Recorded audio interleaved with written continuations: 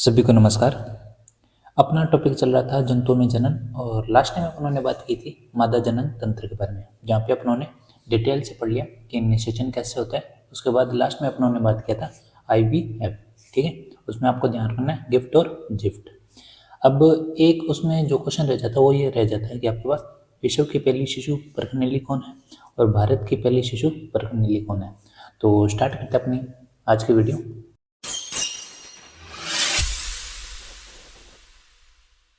तो इसमें दो क्वेश्चन ध्यान रखना है अपने को।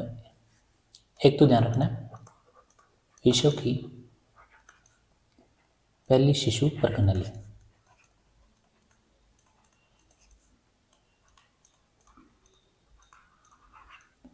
तो उसका नाम क्या है? Louise Brown. Louise Brown. अगर आपसे पूछे इंडिया में यानी भारत की पहली, तो वो कौन है? तो ध्यान रखना कौन है? हर्षा। अब ऑप्शन पे डिपेंड करता है। अगर आपसे हर्षा ना देके दुर्गा दे दे तो आपका आंसर क्या होगा? दुर्गा, ठीक है। अगर दोनों ही दे दे तो पहले क्या टिक करोगे आप? हर्षा, ठीक है। तो ये तो बात होगी आपकी विश्व की पहली शिशु परखनेली लुइस ब्राउन और भारत की पहली शिशु परखनेली कौन है? हर्षा, ठीक है। अब अपना जो टॉपिक रह जाता है जनन तंत्र में, वो है कौन सा? नर जनन तंत्र। तो नेक्स्ट अपने बात करते हैं नर जनन तंत्र,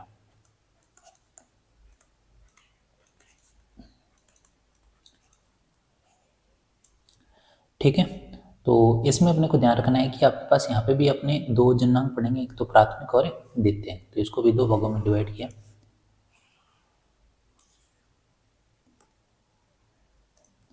तो यहाँ पे आ जाएगा आपके पास प्राथमिक जनांग और ये आ जाएगा आपके पास द्वितीयक।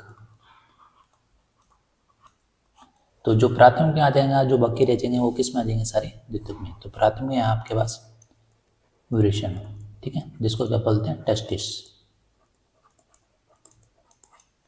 और द्वितीयक में क्या क्या आ जाएंगे? तो जो बाकी रहेगी आपके पास जैसे शुक्रवाहिनी।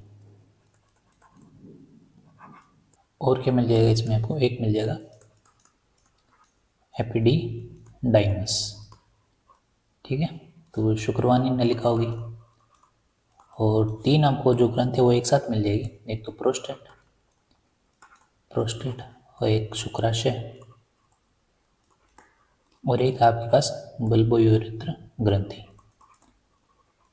बल्बोयूरेथ्र, ठीक है। इसी का एक और नाम है जिसको बोलते हैं कॉपरस ग्रंथि। तो ये तीनों आपको मिल जाएगी एक ही जगह। तो अपने डायग्राम के थ्रू भी बात करेंगे। तो ये तो बात होगी कि प्राथमिक जो आपके पास आ जाएगा, जो बाकी रह जाएंगे वो किस में आ जाएगा? द्वितीयक में, ठीक है। एक और नलिका से याद रखो, सकलन नदी का सकलन, वो भी नलिका कहाँ पाई जाएगी? द्वितीयक जनांग में, ठीक है। तो ये तो बात होगी नर जनन तंत्र। और इसी तरह उन्होंने बात की थी कि आपके पास मादा जनन तंत्र में प्राथमिक कौन सा रहेगा? अंडाशय। जो बाकी रह जाएगा वो किस में आ जाएगा? द्वितीयक में, ठीक है। तो ये है आपके पास डायग्राम। तो यहाँ पे ये ध्यान रखना, ये है आपके पास, ये क्या है? वृषण, ठीक है। और ये जिस झिल्ली से जुड़ा इसको बोलते हैं स्क्रोटम, ठीक है। तो इनमें आपको पता है संख्या कितनी है? दो। वृषणों की जो संख्या होगी वो कितनी होगी? दो। ये देखो, ये है आपके पास ग्रंथि, ठीक है। ये जो तीन है लाइन है, यही ध्यान रखनी है आपको। एक तो आ जाएगा इसमें शुक्राशय, एक आ जाएगा बल्बोयूरेथ्रा, जिसको क्या बोलते हैं? कॉपरस, और लास्ट में आ जाएगा आपके पास प्रोस्टेट, ठीक है। तो ये तो बात होगी ग्रंथियों के बारे में। उसके बाद देखो, ये है आपके पास क्या? मूत्रवाहिनी,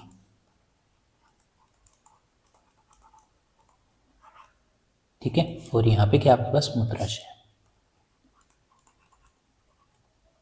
तो ये जो खाली भाग दिख रहा है आपको, ये क्या है? मूत्राशय, ठीक है। और ये जो भाग है इसको बोलते हैं शेषण,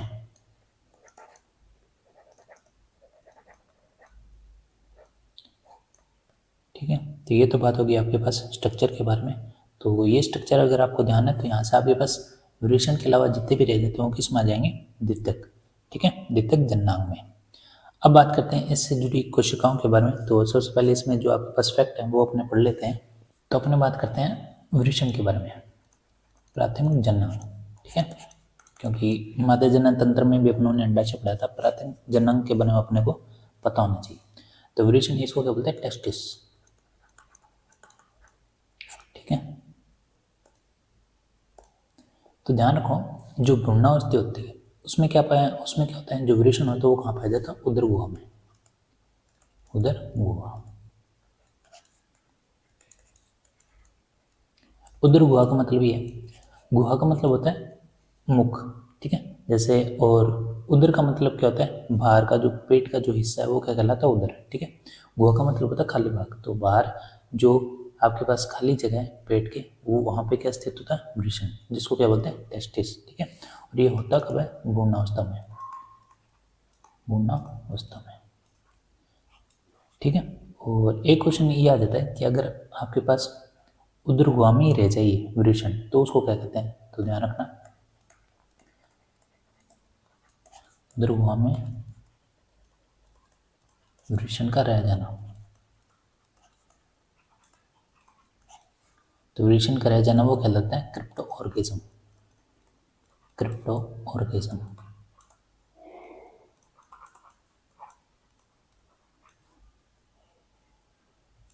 ठीक है।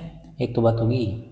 उसके बाद बात करें तो ये वृषण उदर गुहा से बाहर कब आते हैं, तो बाहर कब आते हैं, तो ध्यान रखना ये आता है माता के 7वें और 8वें मंथ में,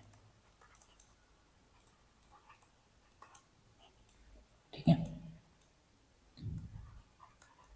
तो ये बाहर आते हैं 7वें और 8वें मंथ में उदर गुहा से बाहर, ठीक है।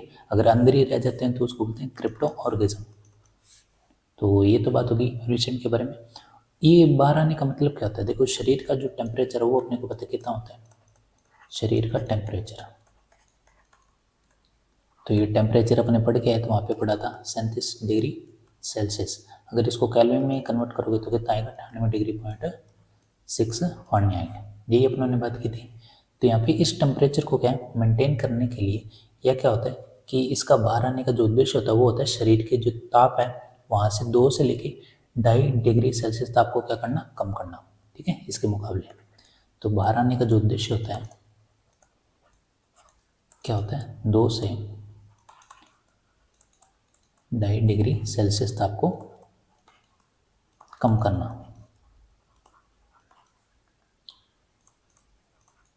ठीक है। तो कम क्यों करते हैं, तो ध्यान रखना शुक्राणुओं का जो निर्माण होता है वो कम ताप पर ही होता है, ठीक है। शुक्राणुओं का निर्माण, शुक्राणुओं का जो निर्माण होता है वो कम ताप पर ही होता है,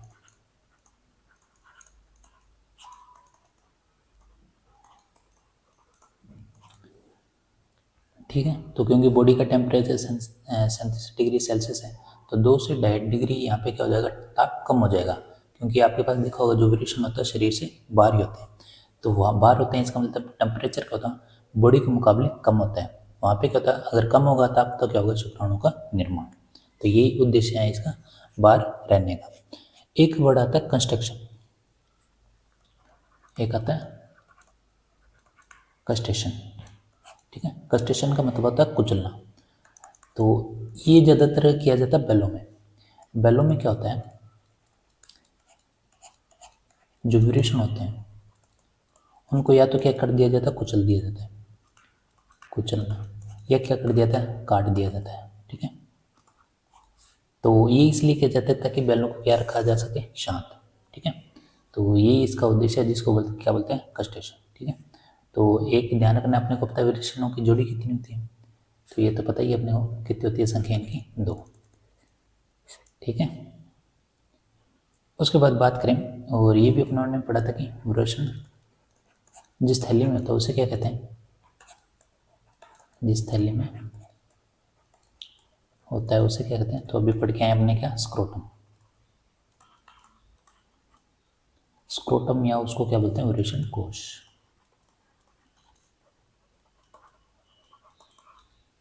तो यहाँ पे आपके पास ये देखो, ये जिस थैली में रहते हैं उसको क्या बोलते हैं, स्क्रोटम, या क्या बोलते हैं, वृषण कोश, ठीक है। यहाँ से आप क्वेश्चन ये बनता है कि बताओ जो आपके पास वृषण है यानी टेस्टिस है वो कितनी कोशिकाओं से मिलकर बना होता है। तो ध्यान रखना यहाँ पे 3 कोशिकाएं पाई जाती है, 3 कोशिका।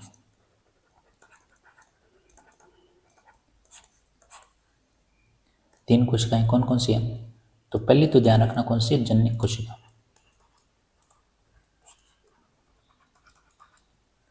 जननिक कोशिका। और दूसरी कौन सी है? तो ध्यान रखना सर्टोली। सर्टोली कोशिका। कोशिका। और लास्ट आ जाता है आपके पास कौन सा? लीडिंग। लीडिंग कोशिका। और इसको हिंदी में बोलते हैं अंतराली कोशिका। ठीक है। तो जननिक कोशिका या इसको क्या बोलते हैं? जर्म कोशिका, एक ही बात है। तो ये तो बात होगी आपके पास कोशिकाएं कितनी है यहाँ पे? वृषण में जो कोशिकाएं पाई जाती है 3, जननिक, सर्टोली और लीडिंग। ठीक है। अब इसमें डायग्राम के थ्रू अपने बात करें तो यहाँ पे अपने बात करते हैं डायग्राम। तो ये मान लो टेस्टिस है और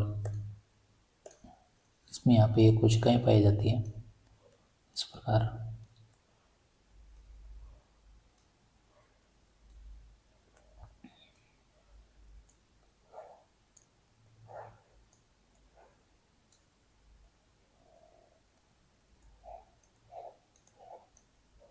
ठीक है। और ये है अंदर के भाग।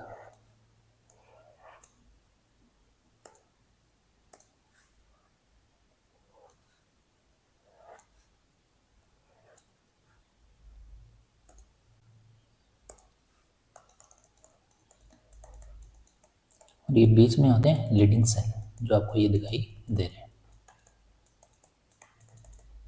ठीक है। और यहाँ पे अंदर आपको मिलेंगे सर्टोली सेल, ये होते हैं सर्टोली सेल।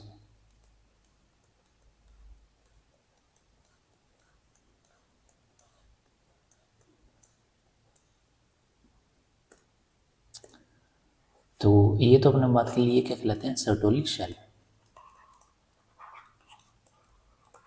ठीक है। अब यहाँ पे अपने बात करें, ये जो बाहर आवरण दिखाई दे रहा है इसको बोलते हैं जर्म सेल। Germ cell. और इसी के अंदर पाया जाता है आपके पास एक नलिका होती है जिसको बोलते हैं सेमनीफरस नलिका। सेमनीफरस या सेमनीफेरस नलिका। ठीक है। और ये अपनों ने बात की थी, ये क्या है आपके पास? Leading cell. तो ये होगी आपके पास कौन सी? सारी क्वेश्चन अपने पढ़ ली। अब बात करते हैं इसका काम क्या है। तो सबसे पहले बात करते हैं अपने जर्म सेल। तो ध्यान रखना जर्म सेल क्या करते हैं? शुक्राणुओं का निर्माण। शुक्राणुओं का निर्माण। निर्माण भी कहाँ करेगा? तो यहाँ पे देखो आप, ये जर्म सेल है, इसके अंदर कौन सी नलिका पाई जाती है? सेमनीफरस। तो यहाँ पे क्या किया जाता है? शुक्राणुओं का निर्माण। तो कौन सी नलिका में? सेमनीफेरस।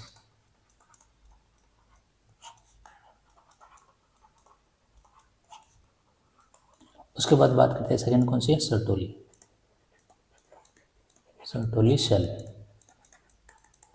तो ध्यान रखना शुक्राणुओं का जो पोषण है वो कौन से सेल देता है? Sertoli cell. ठीक है। शुक्राणुओं का पोषण।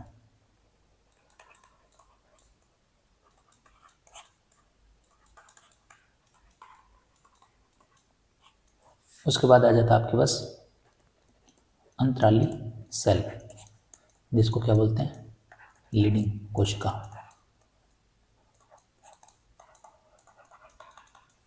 इसका क्या काम है? तो ध्यान रखना ये क्या करता है? हार्मोन का स्त्राव करती है। हार्मोन का स्त्राव। और हार्मोन भी उसका क्या नाम है? टेस्टोस्टेरोन। टेस्टेस्टेरोन। तो ये हार्मोन का स्त्राव करती है। और दूसरा जो द्वितीयक लैंगिक लक्षण है, द्वितीयक लैंगिक लक्षण, इनका भी क्या करती है? विकास करती है। ठीक है। जैसे दाढ़ी में झुकाना, आवाज़ का क्या होना, भारी होना, ये किस में आ जाते हैं? द्वितीयक लैंगिक लक्षणों में। तो ये 3 कोशिकाएं हैं जो अपने को ध्यान रखनी है। ठीक है।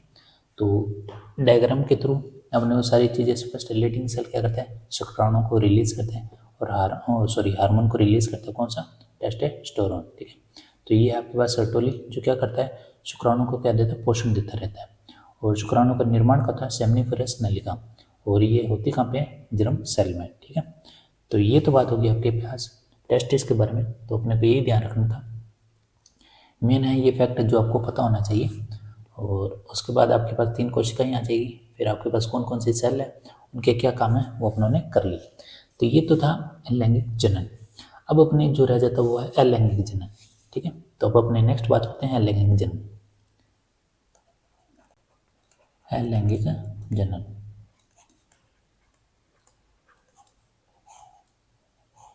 तो बात करते हैं अलैंगिक जनन के बारे में। तो ध्यान रखना, इसमें एक ही जीव भाग लेता है, एक ही जीव क्या लेता है, भाग। ठीक है, अपने को पता है लैंगिक जो जनन होता है उसमें कौन सा विभाजन होता है, अर्धसूत्री। और अलैंगिक जनन में कौन सा विभाजन होगा, तो ध्यान रखना कौन सा होता है, समसूत्री, समसूत्री विभाजन। ठीक है, तो इसमें एक ही जीव भाग लेता है, और इसमें क्या होता है, ये कहता है एक जीव क्या करता है, बिना निषेचन के, बिना निषेचन के क्या होता है, बिना निषेचन नई संतति क्या हो जाती है, उत्पन्न। ठीक है, बिना निषेचन के कारण क्या हो जाते हैं, नई संतति का निर्माण। ठीक है, और विभाजन कौन सा, इसमें समसूत्री विभाजन। अब इसमें बात यह है कि जैसे मान लो कोई भी जीव है और वो क्या करता है, बिना निषेचन के नई संतति का निर्माण करता है, तो ध्यान रखना उसमें गुणों का विकास नहीं होगा। कौन से, नए गुणों का विकास, नए गुणों का जो विकास है वो नहीं होगा। ठीक है, क्योंकि वो क्या होता है, फिर अपने पैतृक के समान हो जाता है, पैतृक के समान है, और आपके पास पता है बिना निषेचन के अगर वो जीव है सेम भाग में दो टूट रहा है, तो उसमें नए गुणों का विकास नहीं होगा। ठीक है, अब बात करते हैं इसमें आपके पास कौन कौन से हैं। तो सबसे पहले आ जाता है आपके पास द्विविखंडन, द्विविखंडन। द्विविखंडन में क्या होता है, इसमें क्या होता है, कोई भी जीव है तो पूरा शरीर क्या हो जाता है, 2 नए भागों में टूट जाता है। ठीक है, तो 2 नए भागों में, 2 नए भागों, या क्या कह सकते, 2 नए संतानों में विभाजित हो जाता है।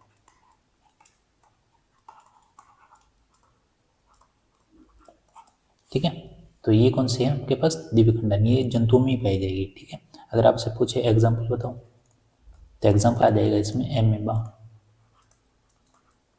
पैरामीशियम, पैरामीशियम, और क्या आ जाएगा आपके पास, यूग्लिना।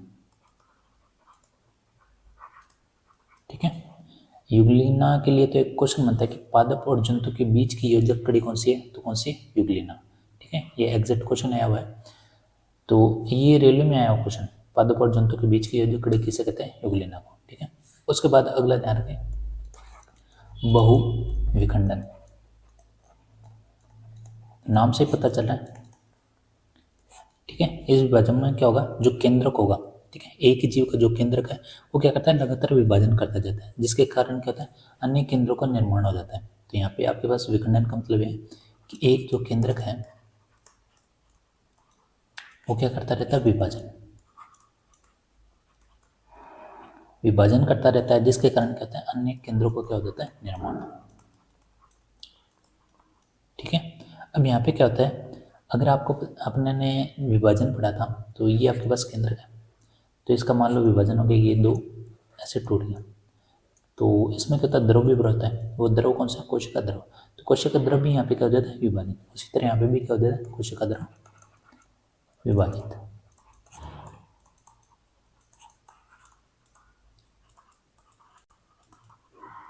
ठीक है, तो इससे क्या होता है, जैसे ही एक नया केंद्रक बनेगा, तो अपने पता है एक नए केंद्रक से एक नया जीव का निर्माण होता है। तो ये यहाँ पे ध्यान रखना। तो इसमें एग्जाम्पल जो आएंगे आपके पास, तो जो अपनों ने ऊपर पढ़े थे वो तो सारे हैं, अमीबा, पैरामीशियम, यूग्लिना, ये तो आएगा। एक और ध्यान रखो, लेशमानिया, लेशमानिया, और एक आता है आपके पास प्लाज्मोमोडियम। तो ये दोनों को दोनों एग्जाम्पल किस में आ जाएंगे आपके पास, बहुविखंडन में। अमीबा पैरामीशियम यूग्लिना, ये इसमें भी आएगा आपके पास, ठीक है, बहुविखंडन में। तो ये तो बात होगी आपके पास द्विविखंडन और बहुविखंडन। नेक्स्ट अपने बात करते हैं मुकुलन। तीसरा है मुकुलन।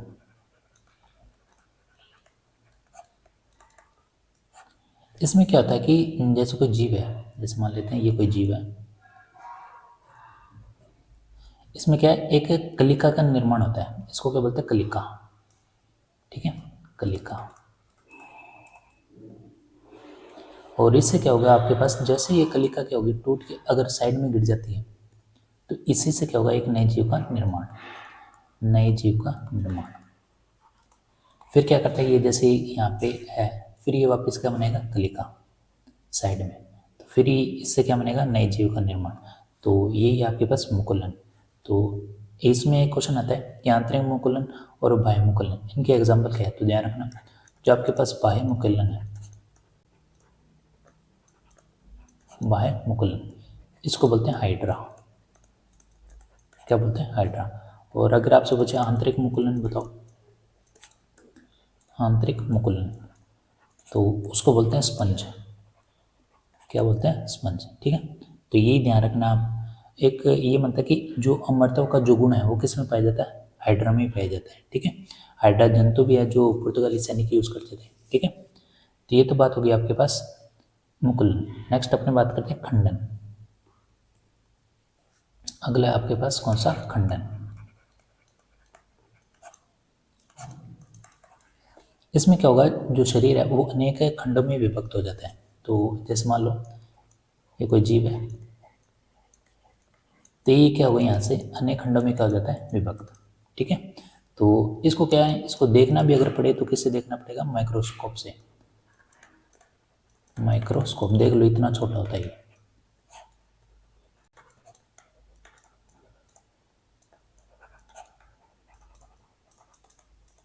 तो इसमें ये ध्यान रखना है। इसमें एग्जांपल जो ध्यान रखोगे आप वो ध्यान रख लो। एग्जांपल आएगा आपके इसमें माइक्रोस्टोमस, देखो नाम में ही आ रहा है माइक्रोस्टोमस, यानी ये छोटा बहुत है जिसको किससे देखा जाता है, माइक्रोस्कोप से। तो इसमें कहता है जीवों का जो शरीर होता है अन्य खंडों में क्या हो जाता है, विभक्त हो जाता है, जिससे कहता है नए जीव का निर्माण। एक तो बात होगी ये। एक आपके पास प्लाज्मोगेमी, ये क्या काम करता है, प्लाज्मोगेमी। और इसका अगर ये नाम डाल दे तो कई बार क्या होता है, शब्दों में थोड़ा और फेर हो जाता है, इसको बोलते हैं प्लाज्मोटोमी, ठीक है। तो दोनों में से कोई भी है, सेम है। तो प्लाज्मोगेमी या प्लाज्मोटोमी क्या है, तो ध्यान रखना ये एक प्रकार की विधि है, क्या है, एक प्रकार की विधि। तो विधि भी कैसे, जैसे हमने कहते हैं एक जीव में एक केंद्रक पाया जाता है, लेकिन इसमें नहीं होता है, इसमें क्या होता है, बहुकेंद्रक पाया जाता है, बहुकेंद्रक, ठीक है। तो देख लो ऐसा जीव जिसमें बहुकेंद्रक पाए जाते हैं, तो वो जीव का जो नाम है, एग्जाम्पल पे ध्यान रखना, क्या बोलते हैं उसको, पीलियोमिक्सा,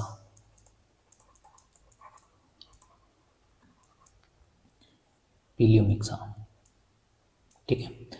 और ये कौन से वर्ग का प्राणी है, तो ये पूछ लेते हैं, अमीबा वर्ग का प्राणी,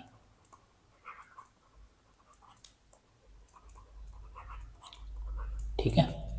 तो ये थे अपने पास जीव में अलैंगिक जनन, तो किसमें, ये जंतु में। तो अपनों ने कौन सा पढ़ा, द्विविखंडन, बहुविखंडन, मुकुलन, फिर अपनों ने खंडन पढ़ा, और फिर क्या पढ़ा, प्लाज्मोगेमिया, प्लाज्मोटोमी, ठीक है। तो ये चीज़ें थी जो अपने को ध्यान रखनी थी। लैंगिक जनन पढ़ लिया और अलैंगिक जनन भी पढ़ लिया, और ये तो था जंतु में। पादपों में अपन आगे बात ही करेंगे जब से पादप आएंगे। तो पादपों में एक तो होता है आपके पास अलैंगिक जनन, एक तो होता है कायिक प्रवर्धन, कायिक प्रवर्धन, ठीक है। और एक होता है अनिषेक, निषेक बीजाणुता। तो इनके बारे में तो अपने वहाँ पढ़ ही लेंगे डिटेल में। तो इसमें अपने को पढ़ना है तो जड़, तना और पत्ती, इनके बारे में, ठीक है, जड़, तना, पत्ती। और इसमें एक पढ़ना है नींबू। तो अनिषेक बीजाणुता में अपने को पढ़ना है नींबू। तो ये पादपों में अलैंगिक जनन है जो अपने को नेक्स्ट पढ़ लेंगे, ठीक है। क्यों, नींबू से जुड़े एक क्वेश्चन भी हमें है कि सबसे ज़्यादा भ्रूण किसमें पाया जाता है पादपों में, नींबू में, कितने, 40। अब ध्यान रखो ये भ्रूण भी कहाँ पाए जाते हैं, जो नींबू में जो बीज होते हैं उसमें पाए जाते हैं। ठीक है। तो ये तो बात होगी पादपों में। तो ये अपना टॉपिक कंप्लीट होता है जीवों में जनन। नेक्स्ट अपने पढ़ेंगे पोषण। पोषण में भी, पोषण से पहले जैव प्रक्रम। तो जैव प्रक्रम में जैसे अपने पास श्वसन तंत्र है, उत्सर्जन तंत्र है, और आपके पास आ जाएगा पाचन तंत्र। ये अपना पढ़ेंगे नेक्स्ट वीडियो में। तो अपना वो पोर्शन भी थोड़ा लंबा टॉपिक है, जैसे अपने सेल पढ़ा था। तो मिलते हैं नेक्स्ट वीडियो में। तो वीडियो को शेयर, लाइक, सब्सक्राइब जरूर करें। धन्यवाद।